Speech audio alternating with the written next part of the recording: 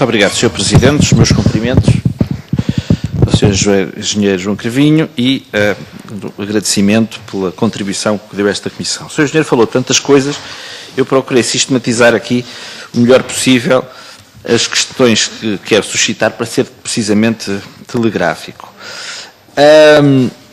Mas há uma questão que o Sr. Engenheiro não falou e sobre o qual eu gostaria de ouvir, tendo em conta que na sua longa experiência política também passou pelo Governo e, designadamente, teve a tutela de uma área que é muito sensível relativamente à questão que aqui nos traz, que é a questão das autarquias locais.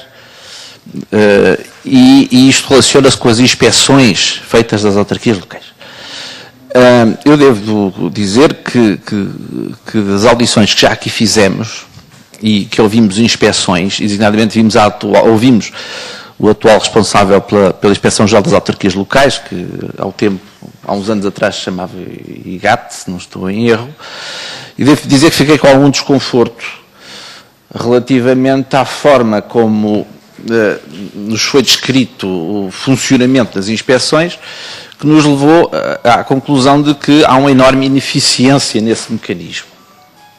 Designadamente relativamente ao diferimento das participações ao Ministério Público, à inexistência de equipas mistas que envolvam a Inspeção-Geral da Administração Local, a Inspeção-Geral de Finanças, o Tribunal de Contas, inclusive a Polícia Judiciária. E gostaria de o ouvir sobre isso, relativamente à experiência que teve, de que se recorda, de quando exerceu funções governativas, sobre perguntar-lhe se alguma vez equacionou essa questão da forma de encontrar formas de melhorar a eficácia das inspeções, porque creio que esse tem sido um problema que, creio eu, relevante, que já nos foi trazido aqui, quer-me parecer que é um dos estrangulamentos que temos no combate à corrupção a esse nível, a nível autárquico, que evidentemente está muito longe de ser,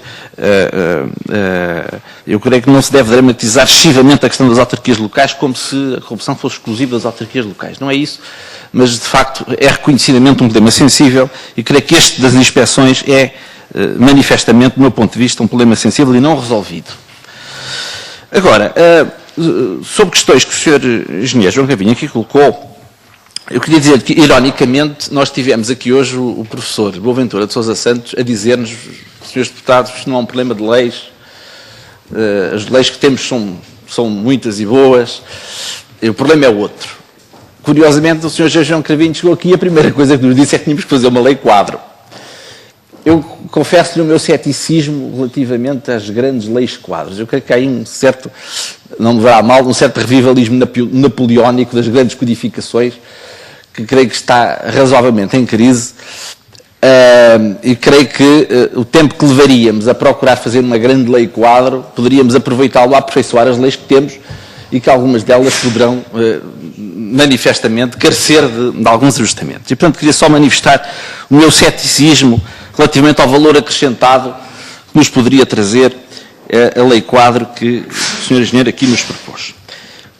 Colocou uma questão muito relevante que tem a ver com o acesso aos documentos da administração e aos fundamentos da recusa de documentação.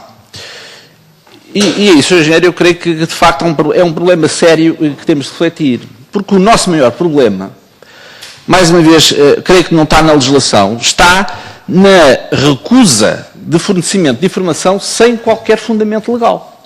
Olha, Sr. Engenheiro, eu dou-lhe um exemplo. Esta Assembleia nunca conseguiu ter acesso a vultuosos contratos celebrados entre o Estado e alguns grupos económicos, por muito que tenham sido solicitados aos titulares das pastas respectivas. São sempre recusados. E recusados com fundamento nenhum, porque não é matéria que esteja classificada como segredo de Estado, mas inventa-se um qualquer segredo como forma de recusar esses documentos. Nós temos uma lei de acesso aos documentos administrativos, temos uma lei de segredo de Estado, ou seja, temos um enquadramento jurídico que, à partida, nos levaria a considerar que, manifestamente, a Assembleia da República, eu já nem quero dizer qualquer cidadão, mas a Assembleia da República, pelo menos, teria todo o direito a ter acesso àquela informação, mas ela é recusada. E, portanto, é um problema que eu não sei exatamente como é que podemos resolver, mas é um problema real. Há uma questão ainda que o o Sr. Engenheiro colocou relativamente às nomeações. Eu lembro-me da discussão da Lei 5/2005, não é? 2005. Exatamente. Eu lembro-me que essa lei, ironicamente, foi apresentada na altura pelo Ministro António Costa com o intuito de limitar o mais possível os cargos de nomeação política. E o que saiu foi isso. Que manifestamente tem um elenco vastíssimo.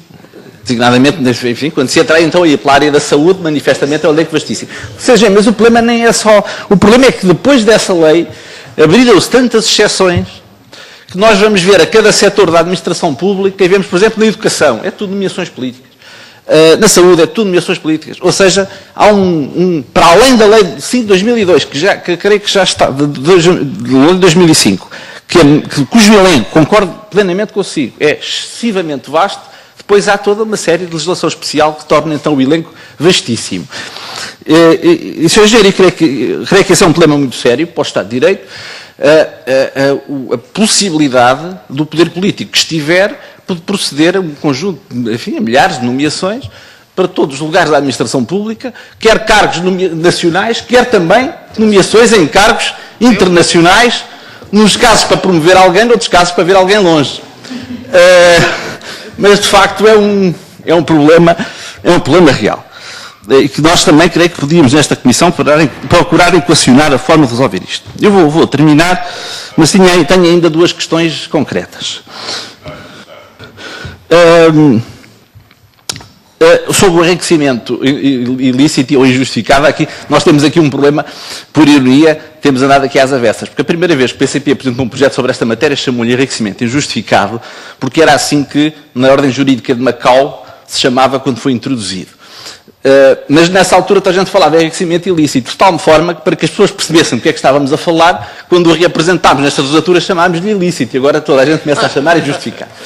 Mas eu queria dizer que, do nosso ponto de vista, queria agradecer o contributo que trouxe nesta matéria, porque também considero que não há inconstitucionalidade, designadamente na fórmula que propôs, e que já aqui foi referida.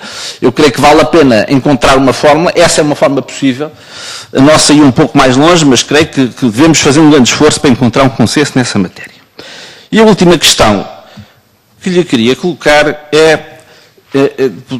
devemos dizer que é uma provocação amigável, porque queria lhe perguntar o que é que acha de se alterar uma legislação pela qual o Sr. Engenheiro teve responsabilidades, que foi a alteração da lei de tutela sobre as autarquias. Sobre as autarquias locais. A lei de tutela. Sim. Porquê? Porque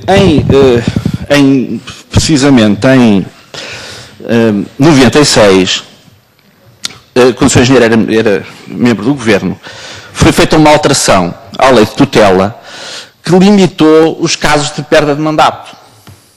Designadamente, perdia-se um mandato por várias razões, mas por intervenção em processo administrativo, ato ou contrato de direito público ou privado, quando nesse contrato o titular do órgão autárquico tivesse interesse por si como representante ou como gestor de negócios de outra pessoa, e portanto havia um vasto conjunto de impedimentos que implicariam a perda de mandato.